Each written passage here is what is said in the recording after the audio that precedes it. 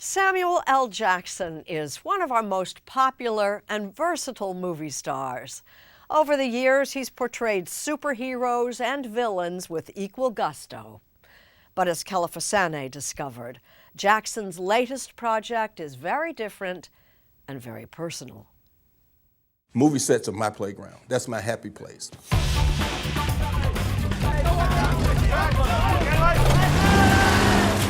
Samuel L. Jackson is a movie star. Back up!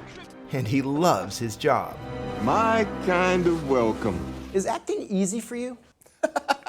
Yeah, feels like it is. It's fun for me.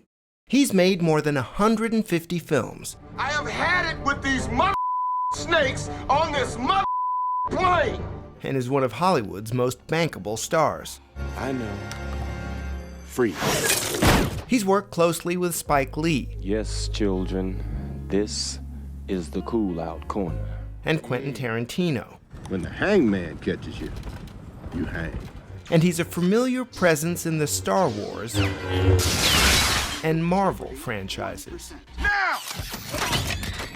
I think movies should be entertaining. You know, popcorn movies, I love popcorn movies. Turn your brain off, you don't have to figure out the plot. Right. You don't have to worry about who did it, you know. He did it. Right. Now, let's have some fun.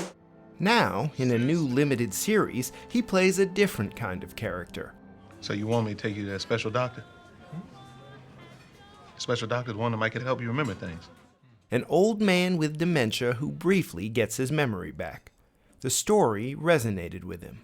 Would you take a few days of clarity to, you know, say I love you, or to, you know, let them know how you really feel, or to hear their story? You know, would you do it? Would you? Of course. I would love to. Listen, my mom didn't know who I was for at least the last 10 years or so of her life. And the last time I remember her actually knowing who I was, she's watching TV in the room, and for some reason my face popped up on the television. I had a movie coming out or something. She's like, Sam? Hey. And that was it. That's the last time she said my name. His mother, Elizabeth, died in 2012. What would I give for her to, you know, have just 1 hour with me to say, you know, I'm really proud of what you've done, or for me to tell her that everything that you did, that you sacrificed and gave and pushed me and got me to this place, you know, to just, you know, thank her and love her. Samuel Leroy Jackson was raised in Chattanooga, Tennessee by his mom, a factory worker. They spent Saturdays together in a local segregated movie theater. They did these serials, you know, like Gene Autry and Roy Rogers and stuff, and then after that they would screen whatever the movie was that they were screening that weekend, some monster movie or whatever. He admired actors Sidney Poitier and Harry Belafonte, but he didn't want to be them. I wanted to be Errol Flynn if I was going to be somebody. I wanted to be up there sword fighting and swashbuckling across the screen. Do you think about what it would have meant to a kid like you growing up to see a black superhero like that on screen? It was something that I could never imagine, but I'd be in there jumping across the bed, through the house, or in my backyard. So I'd been a hero my whole life. Oh no. When he was offered the role of Nick Fury in the Marvel movies, it was a big commitment. And then I end up in the Marvel world. How crazy is it when somebody tells you when they bring you in, look, we want to give you a 9-picture deal, and you're like, how long I got to stay alive to make 9 movies? You know, I didn't know they were going to make 9 movies in 2.5 years. Right. Jackson says that while acting is easy, the business of Hollywood can still be difficult. His being a mega movie star was half of the plan, because I was supposed to be the other half. But his wife of 40 years, Tony-nominated actor LaTanya Richardson, is also his producing partner. You've become one of the biggest movie stars on the planet. I would hope that you guys would have a little juice to be able to get something made if you want to get it made. People say they want to be in business with you, but they want to be in business with you the way they want to be in business with you. So it's still a fight in that way. I mean, I wish that the all-black network had as much money as, you know, Netflix to throw around. And until they do, you have to go hand in hand to these other people who do have it. It took more than a decade for Jackson and Richardson to get their latest project made. The Last Days of Ptolemy Gray premieres this week on Apple TV. What was it that made you so tenacious in wanting to get this thing made? Especially if you're a boomer, we're having to deal with seemingly a lot of issues around dementia. Yeah. Plus, it was just a good story. Best-selling author Walter Mosley wrote the book and the screenplay. Listen, if you're black and you're writing books, any book you write, nobody's ever written before. A black detective, a black cowboy, a black singer. Mosley has published more than 50 books, including Devil in a Blue Dress.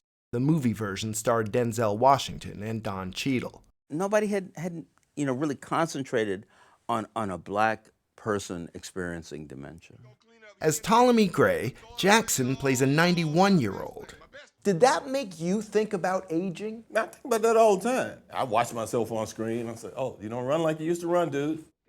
But no one at any age can deliver lines like Samuel L. Jackson. The path of the righteous man is beset on all sides by the inequities of the selfish and the tyranny of evil men. Did you know that that speech was going to be as iconic as it became? Let me put it this way. When I did that speech in the audition, that's when they knew how the movie was going to end. And I will strike down upon thee with great vengeance and furious anger. Many moviegoers believed his character, hitman Jules Winfield, was simply reciting the Old Testament. You taught a generation of moviegoers to misquote the Bible. Well, a lot of people for a long time thought that was a real Bible verse. But a lot of it, of course, Most comes of it's from, not. Yeah. Samuel L. Jackson was nominated for an Oscar for his role in Pulp Fiction, though he didn't win. Astonishingly, that remains his only Oscar nomination. This month, he will receive an honorary Oscar, some 40 years after his first film role. I've been around long enough that, somebody decided, sure, yeah, he's done enough stuff. Yeah, let's give him one. So all those movies he didn't get it for, let's give it to him now. Does that mean something to you? Well, you can't not pay attention to the accolade. But for a guy who used to spend every Saturday at the movies, being on screen is its own reward. Back in the day when I was going to watch Shaft and all that other stuff, that those were our heroes. If you were talking to the younger version of you, that would maybe be the most impressive thing to him, right? Like, you're going to get to be Shaft one day. True, because I used to sit in a movie theater and wonder, damn, how do you get in a movie like this? And all of a sudden, it happens.